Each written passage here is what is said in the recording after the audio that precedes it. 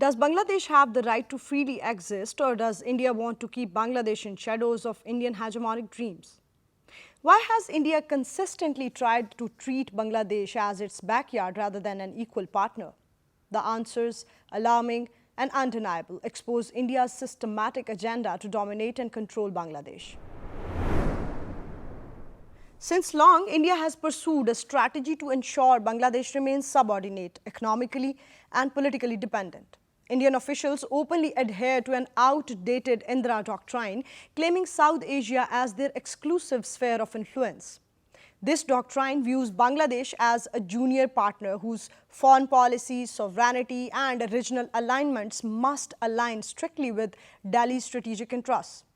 The clearest evidence is India's relentless interference in Bangladesh's internal politics. Under Sheikh Hasina's government from 2009 to 2024, India's open backing of her increasingly authoritarian rule drew sharp criticism globally.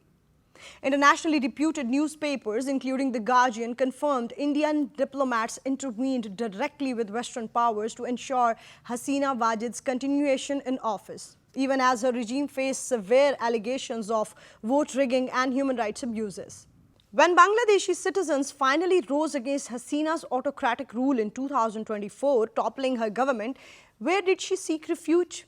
India. Today, Hasina resides comfortably in Indian exile, shielded by Delhi despite Bangladesh's legitimate demands for accountability.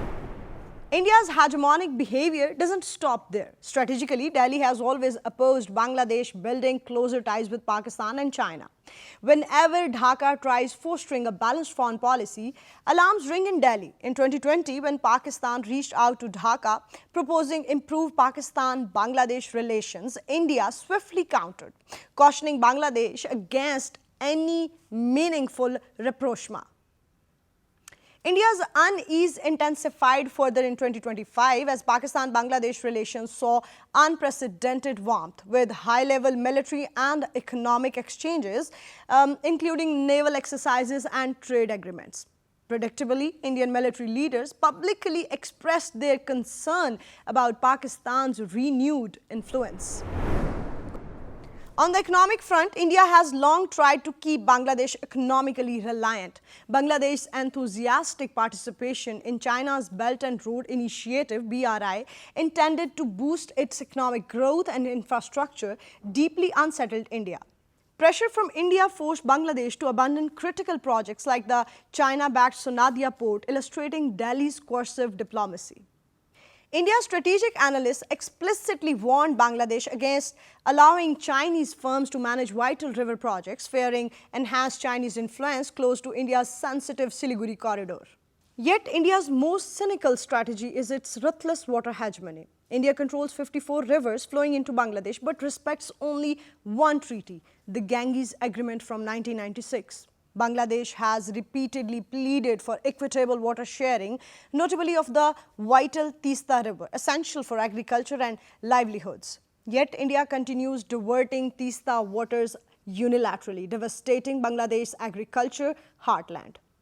India's upstream Farraha barrage similarly turned parts of Bangladesh into deserts, destroying the ecosystem and livelihood of millions.